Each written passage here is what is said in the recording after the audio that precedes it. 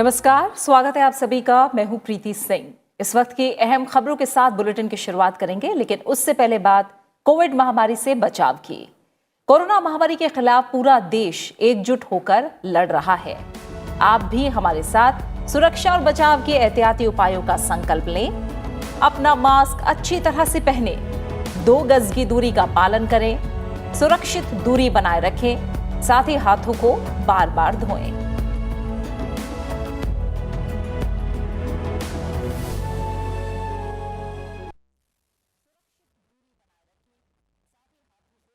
और आइए अब शुरुआत करते हैं सुर्खियों के साथ।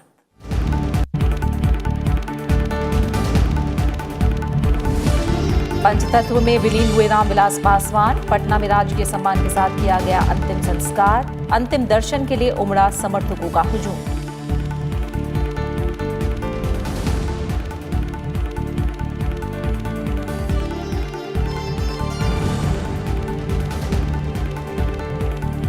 कोविड महामारी के खिलाफ लड़ाई में प्रभावी भूमिका निभा रहा है भारत। देश में कोरोना संक्रमित लोगों की तादाद में गिरावट जारी। लगातार दूसरे दिन सक्रिय मामलों की संख्या 9 लाख के नीचे।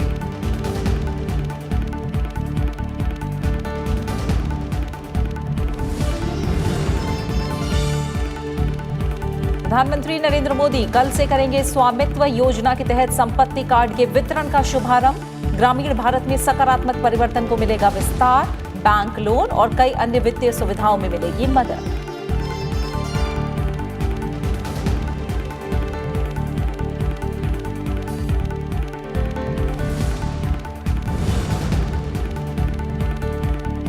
महिला सुरक्षा को लेकर केंद्र का राज्यों को परामर्श। केंद्रीय गृह मंत्रालय ने कहा, संज्ञेय अपराध की स्थिति में एफआईआर दर्ज करना अनिवार्य है।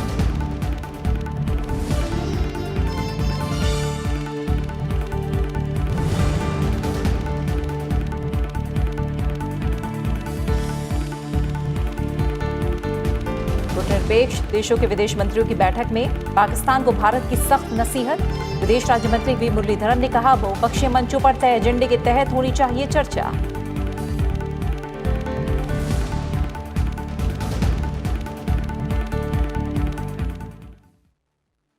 पटना में आज पूरे राजकीय सम्मान के साथ रामविलास पासवान का अंतिम संस्कार किया गया। इससे पहले अंतिम यात्रा के दौरान अपने लोकप्रिय नेता के अंतिम दर्शन के लिए उनके समर्थकों का हुजूम उमड़ आया। कई राजनेताओं ने रामविलास पासवान को श्रद्धांजलि दी।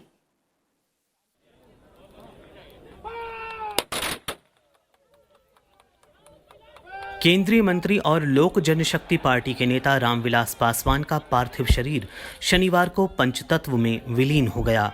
पटना के दीघा घाट पर पूरे राजकीय सम्मान के साथ उनका अंतिम संस्कार किया गया।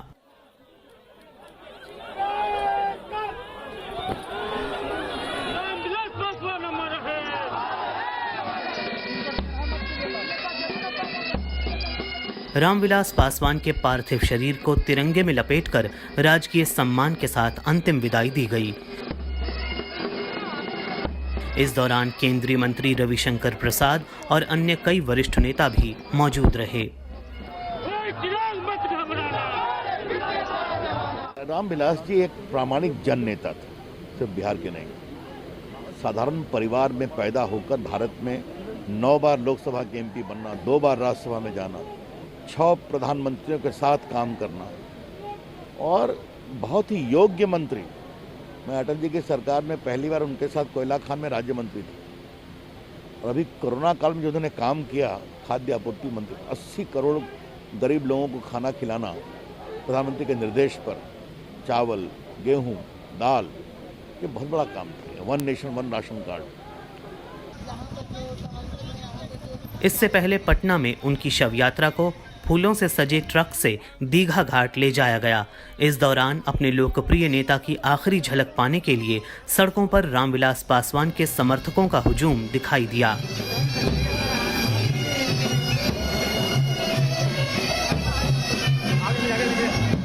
अंतिम यात्रा से पहले रामविलास पासवान के पटना निवास स्थान पर उन्हें श्रद्धांजलि दी गई। बड़ी संख्या में समर्थकों और कई दलों के बड़े नेताओं ने भी पहुंचकर उन्हें श्रद्धा सुमन अर्पित किए। रामविलास पासवान को शुक्रवार को पहले दिल्ली में श्रद्धांजलि दी गई थी, जहां राष्ट्रपति रामनाथ कोविंद, प्रधानमंत्री नरेंद्र मोदी, कई केंद्रीय मंत्री और विभिन्न दलों के राजनेताओं ने उन्हें श्रद्धांजलि दी। इसके बाद रामविलास पासवान के पार्थिव शरीर को पटना में विधानसभा लाया गया। इसके बाद पटना में लोक जनशक्ति पार्टी के मुख्यालय भी उनके पार्थिव शरीर को ले जाया गया, जहां अनेक समर्थकों ने उनके अंतिम दर्शन किए और उन्हें श्रद्धांजलि दी। रामविलास पासवान का गुरुवार शाम दिल्ली के एक निजी अस्पताल में निधन हो गया था। Bureau report, Rajya Sabha TV. पूर्व केंद्रीय मंत्री रामविलास पासवान ने राजनीति और सामाजिक न्याय की खोज में सामंजस्य स्थापित करने का प्रयास किया। इसने उन्हें एक अद्वितीय राजनेता बनाया। उपराष्ट्रपति एम वेंकैया नायडू ने अपने एक लेख में दिवंगत नेता के योगदान को याद करते हुए ये बात लिखी। रामविलास पासवान 8 बार लोकसभा सांसद, 2 बार राज्यसभा सदस्य, 6 प्रधानमंत्रियों के साथ केंद्र में मंत्री।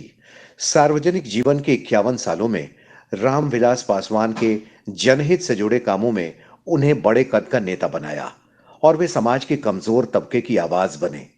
ये बातें उपराष्ट्रपति और राज्यसभा के सभापति एम वेंकैया नायडू ने रामविलास पासवान को याद करते हुए लिखी हैं। एक लेख में उपराष्ट्रपति ने कहा कि रामविलास पासवान के जीवन और उनकी राजनीति को देश में सामाजिक न्याय के लिए मंथन के संदर्भ में समझने की जरूरत है। रामविलास पासवान ने 1969 के बिहार विधानसभा चुनाव के साथ राजनीति में दस्तक दी थी। उस वक्त उनकी उम्र महज 23 साल थी। उपराष्ट्रपति ने लिखा कि वो राजनीतिक उथल पुथल का दौर था। जातिवाद का वर्चस्व बढ़ रहा था। उत्तर भारत के कुछ राज्यों में वैकल्पिक सरकारें बन गई थीं। उपराष्ट्रपति ने लिखा कि भेदभाव और अभाव के व्यक्तिगत अनुभवों के बाद रामविलास पासवान ने सभी के लिए न्याय, स्वतंत्रता और समानता की मांग उठाई।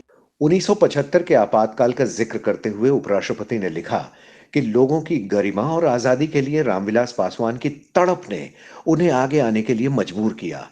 इसकी वजह से उन्हें गिरफ्तार भी किया गया और लंबे समय तक उन्हें जेल में रखा गया। उपराष्ट्रपति ने लिखा कि रामविलास पासवान ने तब बदलाव के लिए राजनीति के महत्व को समझा और दृढ़ता के साथ आगे बढ़े। उपराष्ट्रपति ने लिखा कि रामविलास पासवान अलग अलग दलों की सरकारों में केंद्रीय मंत्री रहे, लेकिन उन्होंने सोच समझकर फैसले लिए। उपराष्ट्रपति ने लिखा कि रामविलास पासवान खुद की स्वतंत्र पहचान बनाना चाहते थे, साथ ही उन सीमाओं के प्रति भी वे सचेत थे जिसके दायरे में उन्हें भारतीय राजनीति के संदर्भ में काम करना था।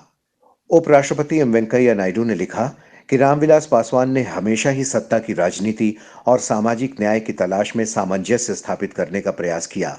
वेंकैया नायडू ने कहा कि रामविलास पासवान का आकस्मिक निधन देश के लिए एक बड़ी क्षति है और देश के कमजोर वर्गों की आकांक्षाओं के लिए ये एक बड़ा झटका है। Bureau report, Rajya Sabha TV. ग्रामीण भारत में बड़े बदलाव लाने और करोड़ों भारतीयों के अधिकार संपन्न बनाने के लिए सरकार लगातार प्रयासरत है। इसी के तहत प्रधानमंत्री नरेंद्र मोदी रविवार को वीडियो कॉन्फ्रेंसिंग के जरिए स्वामित्व योजना के तहत संपत्ति कार्ड वितरित करने की शुरुआत करेंगे। इसमें चरणबद्ध तरीके से देश के लगभग 6,62,000 गांव के लोगों को प्रॉपर्टी कार्ड दिए जाएंगे। प्रधानमंत्री नरेंद्र मोदी ने ट्वीट किया कि कल का दिन ग्रामीण भारत के लिए एक बड़ा सकारात्मक परिवर्तन लाने वाला है। रविवार सुबह 11 बजे स्वामित्व योजना के अंतर्गत संपत्ति कार्ड के वितरण का शुभारंभ किया जाएगा। ये योजना करोड़ों भारतीयों के जीवन में मील का पत्थर साबित होगी। स्वामित्व योजना के तहत चरणबद्ध तरीके से देश के लगभग 6,62,00,000 गाँवों के लोगों को प्रॉपर्टी कार्ड दिए जाएंगे। ग्रामीणों को अपनी संपत्ति के स्वामित्व का आधिकारिक दस्तावेज मिलेगा जो उन्हें सशक्त बनाएगा। इसके माध्यम से वे बैंक लोन सहित कई वित्तीय सुविधाओं का लाभ ले सकेंगे। प्रधानमंत्री इस कार्यक्रम के दौरान कुछ लाभार्थियों से वीडियो कॉन्फ्रेंस के जरिए बातचीत भी करेंगे। इस साल अप्रैल में राष्ट्रीय पंचायती राज दिवस पर शुरू की गई इस योजना का उद्देश्य गांव के संपत्ति धारकों को उनके मालिकाना हक के रिकॉर्ड के रूप में संपत्ति कार्ड उपलब्ध कराना है। देश भर में 4 साल में चरणबद्ध तरीके से इसे लागू किया जा रहा है। करीब 6,62,000 गांवों को इसके दायरे में लाया जाएगा।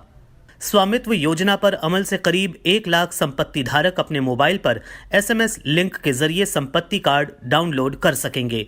राज्य सरकारें भी प्रिंटेड संपत्ति कार्ड लोगों को वितरित करेंगी। इस योजना के इस चरण के लाभार्थी देश के 6 राज्यों के 763 गांव से हैं। इनमें उत्तर प्रदेश के 346, हरियाणा के 221, महाराष्ट्र के 100, मध्य प्रदेश के 44, उत्तराखंड के 50 और कर्नाटक के 2 गांव शामिल हैं। संपत्ति कार्ड मिल जाने पर ये लोग इनका उपयोग वित्तीय संपत्ति के रूप में ऋण लेने और अन्य आर्थिक फायदे उठाने के लिए कर सकेंगे। देश में पहली बार गांव के लाखों संपत्ति धारकों को टेक्नोलॉजी के माध्यम से इस तरह की सुविधा इतने बड़े पैमाने पर उपलब्ध कराई जा रही है। Bureau report, Rajya Sabha TV. Corona virus महामारी के संक्रमण को देखते हुए चुनाव आयोग ने राजनीतिक दलों के स्टार प्रचारकों की संख्या सीमित करने का फैसला किया है। बिहार में मान्यता प्राप्त राजनीतिक दलों के स्टार प्रचारकों की संख्या को 40 से घटाकर 30 कर दिया गया है, जबकि गैर मान्यता प्राप्त पंजीकृत राजनीतिक दलों के लिए स्टार प्रचारकों की संख्या को 20 से घटाकर 15 कर दिया गया है। चुनावी रैलियों को लेकर केंद्रीय गृह मंत्रालय की नई गाइडलाइंस के बाद बिहार में चुनावी गतिविधियां जोर पकड़ने लगी हैं। बीजेपी की ओर से स्टार प्रचारकों की लिस्ट फाइनल हो गई है। प्रधानमंत्री नरेंद्र मोदी, केंद्रीय गृह मंत्री अमित शाह, रक्षा मंत्री राजनाथ सिंह के अलावा बीजेपी अध्यक्ष जेपी नड्डा और उत्तर प्रदेश के मुख्यमंत्री योगी आदित्यनाथ चुनावी रैलियों को संबोधित करेंगे। बीजेपी अध्यक्ष जेपी नड्डा रविवार को गया के गांधी मैदान से चुनावी सभाओं की शुरुआत करने जा रहे हैं। दूसरी तरफ कांग्रेस की ओर से राहुल गांधी और एनसीपी की ओर से शरद पवार स्टार प्रचारक होंगे। राहुल गांधी हर चरण में 6 रैलियों को संबोधित कर सकते हैं, जिसमें महागठबंधन के सहयोगियों के साथ संयुक्त रैलियां भी शामिल हैं। कोरोना महामारी के मद्देनजर रैलियों में सीमित संख्या में लोग ही रह पाएंगे। वहीं चुनावी रैलियों में बड़ी बड़ी एलईडी स्क्रीन्स भी लगाई जाएंगी। साथ ही इसे सोशल मीडिया पर भी ब्रॉडकास्ट किया जाएगा। Bureau report, Rajya Sabha TV. Rajasthan में 897 ग्राम पंचायतों के लिए आज चौथे और अंतिम चरण का मतदान हुआ। ग्राम पंचायतों में पंच और सरपंचों के चुनाव के लिए इस चरण में 30 लाख से ज्यादा मतदाता हैं। सरपंच के लिए 4,629 और पंच के लिए 11,373 उम्मीदवार चुनाव मैदान में हैं। वहीं सरपंच के 26 और पंच के 3,714 उम्मीदवारों को पहले ही निर्विरोध चुन लिया गया है। इस बार ग्राम पंचायत चुनाव 4 चरणों में हो रहा है। पहले चरण के लिए 28 सितंबर, दूसरे चरण के लिए 3 अक्टूबर, तीसरे चरण के लिए 6 अक्टूबर को वोटिंग हुई थी।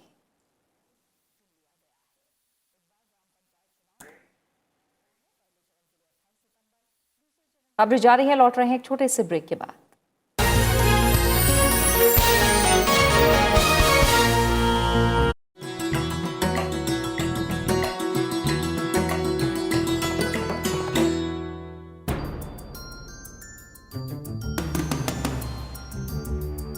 जाने माने स्वतंत्रता सेनानी, राजनेता और लेखक, देश के पहले भारतीय गवर्नर जनरल, राजा जी के नाम से मशहूर चक्रवर्ती राजगोपालाचारी, तमिलनाडु के थोरापल्ली गांव में 10 दिसंबर 1878 को जन्म। शुरुआती पढ़ाई होसूर, बंगलुरु में। प्रेसिडेंसी कॉलेज मद्रास से कानून की पढ़ाई। आजादी की लड़ाई में महात्मा गांधी के साथ। कांग्रेस से अलग हुए और स्वतंत्र पार्टी बनाई। मद्रास प्रेसिडेंसी के प्रमुख, पश्चिम बंगाल के राज्यपाल, गृह मंत्री और तत्कालीन मद्रास राज्य के मुख्यमंत्री भी रहे। 1954 में सर्वोच्च नागरिक सम्मान भारत रत्न से सम्मानित। 1958 में चक्रवर्ती थिरुमगन रामायण कथा के लिए तमिल साहित्य अकादमी पुरस्कार। 25 दिसंबर 1972 को मद्रास में निधन।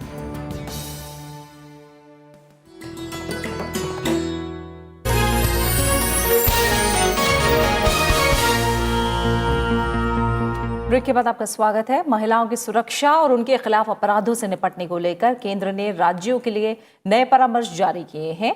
केंद्रीय गृह मंत्रालय की तरफ से जारी परामर्श में कहा गया है कि पुलिस की ओर से निर्धारित नियमों का पालन नहीं कर पाना देश की न्याय प्रणाली के लिए सही नहीं है।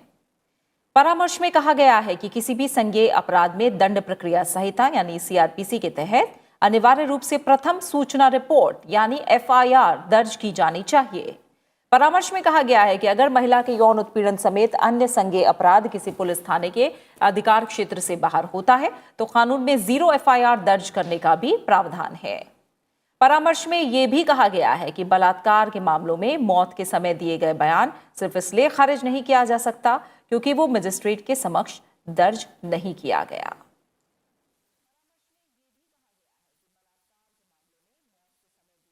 बात कोरोना अपडेट की। देश में कोविड-19 महामारी से स्वस्थ होने की दर 85.81% हो गई है। पिछले 24 घंटों में 82,000 से अधिक रोगी महामारी से स्वस्थ हुए हैं। केंद्रीय स्वास्थ्य मंत्रालय ने कहा है कि देश में अब तक 59,88,000 से अधिक रोगी कोविड-19 से ठीक हुए हैं। स्वस्थ होने की दर में लगातार बढ़ोतरी से रोगियों की सक्रिय संख्या को निम्न स्तर पर बनाए रखने में मदद मिली है। भारत में कोविड-19 से स्वस्थ होने वालों की तादाद में तेजी से इजाफा हुआ है। जांच, निगरानी और इलाज की रणनीति पर कारगर तरीके से अमल करने से ठीक होने की दर बढ़ रही है और मृत्यु दर में गिरावट आई है। केंद्रीय स्वास्थ्य मंत्रालय के मुताबिक बीते एक दिन में 82,753 मरीजों ने कोरोना को मात दी है। इसके साथ ही स्वस्थ होने वालों की कुल तादाद 59,88,000 से ज्यादा हो गई है। हालांकि पिछले 24 घंटे के दौरान कोविड-19 के 73,000 से ज्यादा नए मामले सामने आए हैं। कुल संक्रमितों का आंकड़ा 69,79,000 को पार कर गया है। कोरोना संक्रमण से पिछले 24 घंटे में 926 लोगों की मौत हुई है। अब तक 1,07,416 लोगों की जान कोरोना से गई है। अभी देश में कोरोना के 8,83,185 सक्रिय मामले हैं, जो कुल मामलों का 12.65% हैं, जबकि मृत्यु दर 1.54% है। ICMR के मुताबिक बुधवार को 11,64,000 से ज्यादा नमूनों का परीक्षण किया गया। अब तक कुल 8,57,98,698 नमूनों का परीक्षण किया गया है। Bureau report, Rajya Sabha TV. वहीं दुनिया भर में कोरोना वायरस के मामले 3.5 करोड़ के पार पहुंच गए हैं। दुनिया के 200 से अधिक देशों में फैल चुके कोरोना वायरस का प्रकोप जारी है। विश्व स्वास्थ्य संगठन के मुताबिक बीते एक दिन में रिकॉर्ड 3.5 लाख से अधिक मामले आए हैं। इनमें 1 लाख से अधिक मामले केवल यूरोपीय देशों में दर्ज हुए हैं। यूरोप समेत दुनिया भर के देशों में कोरोना के मामले बढ़ने के बाद एक दिन में 3.5 लाख से अधिक नए मामले सामने आए हैं। दुनिया में कोरोना के कुल मामले 3 करोड़ 63 लाख से अधिक हो गए हैं। हालांकि 2 करोड़ 70 लाख से ज्यादा मरीज ठीक भी हो चुके हैं। वहीं अब तक 10.5 लाख से अधिक लोगों की मौत हुई है। दुनिया में सबसे अधिक मामले अमेरिका में दर्ज हुए हैं। यहां कोरोना के 74,71,000 से अधिक मामले आ चुके हैं और 2 लाख से अधिक लोग इस महामारी से जान गंवा चुके हैं। दूसरे नंबर पर भारत है। इसके बाद ब्राजील में 50 लाख से अधिक केस आ चुके हैं और करीब 1.5 लाख लोगों की मौत कोरोना के चलते हुई है। रूस में 12,72,000 से अधिक मामले आए हैं और 22,000 से अधिक लोग मारे जा चुके हैं। कोलंबिया में 8,77,000 से अधिक कोरोना के मरीज आ चुके हैं और यहाँ 27,000 से अधिक लोग वायरस की चपेट में आने के कारण मारे गए हैं। Bureau report, Rajya Sabha TV. भारतीय रेलवे ने आज से दूसरा रिजर्वेशन चार्ट तैयार करने की पहले की प्रणाली बहाल करने का फैसला किया है। कोविड के कारण बदले गए नियमों को वापस लेते हुए पुराने नियमों की बहाली का यह फैसला रेल यात्रियों की सुविधा के मद्देनजर लिया गया है। कोविड से पहले ट्रेन प्रस्थान के निर्धारित समय से 4 घंटे पहले पहला रिजर्वेशन चार्ट तैयार किया जाता था और दूसरा रिजर्वेशन चार्ट ट्रेन प्रस्थान से 5 से 30 मिनट पहले के बीच तैयार किया जाता था। वहीं दूसरा चार्ट तैयार होने तक PRS काउंटरों और इंटरनेट के जरिए पहले आओ पहले पाओ के आधार पर उपलब्ध सीटें बुक करने की सुविधा थी और इस दौरान बुक की गई टिकटों को रद्द भी किया जा सकता था। कोरोना महामारी के कारण रिजर्वेशन के दूसरे चार्ट बनाने के नियम बदलते हुए इसे ट्रेन प्रस्थान से 2 घंटे पहले तैयार किया जाने का नियम लगाया गया था, जिसे अब पहले की तरह कर दिया गया है।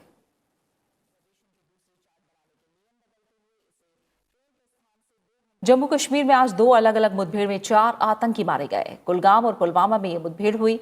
कुलगाम जिले के चिनीगाम इलाके में आज तड़के सुरक्षा बलों के साथ मुठभेड़ में 2 आतंकवादी मारे गए। कुलगाम के अपर पुलिस अधीक्षक ने बताया कि जम्मू कश्मीर पुलिस, राष्ट्रीय राइफल्स और केंद्रीय रिजर्व पुलिस बल की संयुक्त टीम ने आतंकवादियों के छिपे होने का सुराग मिलने पर चिनीगाम में घेराबंदी और तलाशी अभियान चलाया, जिसके दौरान ये मुठभेड़ हुई। मारे गए आतंकवादियों की पहचान कर ली गई है और उनमें से एक पाकिस्तानी है।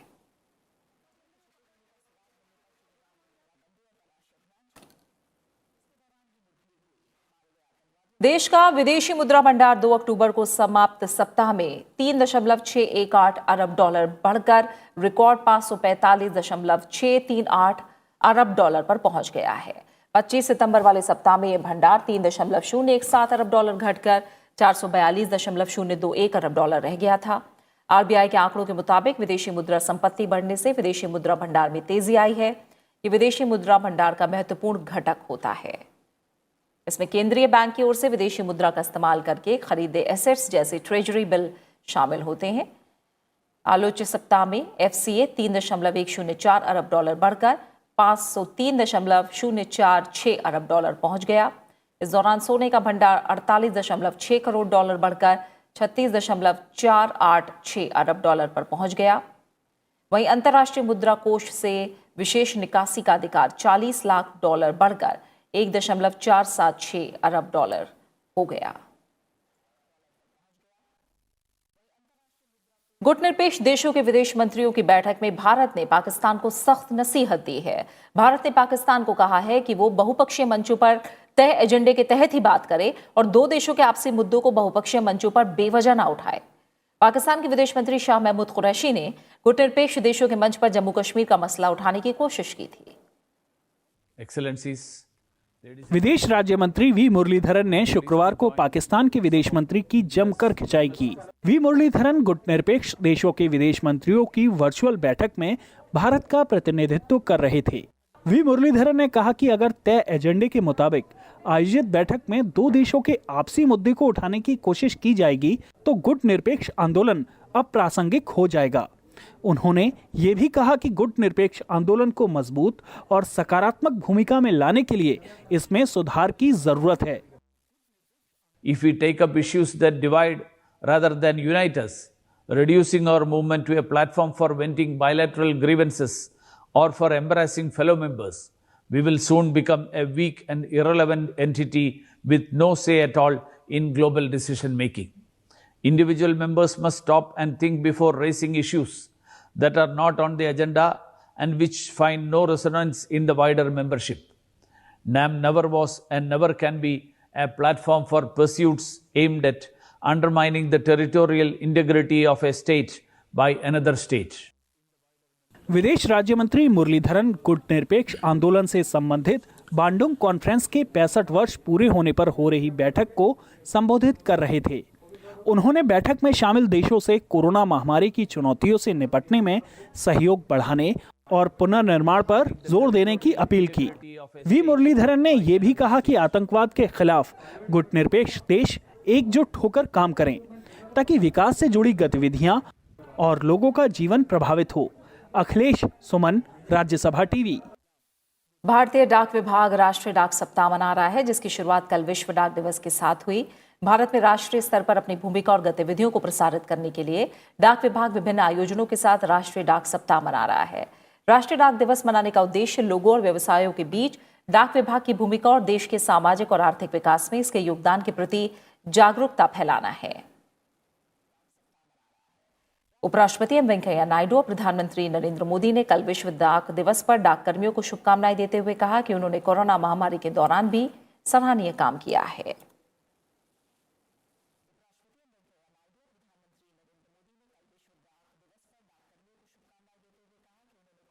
और इसी के साथ फिलहाल इस बुलेटिन में इतना ही, लेकिन चलते चलते एक बार फिर आपसे अपील, कोरोना महामारी के खिलाफ पूरा देश एकजुट होकर लड़ रहा है। आप भी हमारे साथ सुरक्षा और बचाव के एहतियाती उपायों का संकल्प लें। अपना मास्क अच्छी तरह से पहने, 2 गज की दूरी का पालन करें, सुरक्षित दूरी बनाए रखें, साथ ही हाथों को बार बार धोएं। इजाजत दीजिए और अपना अच्छे से ख्याल रखिए। नमस्कार।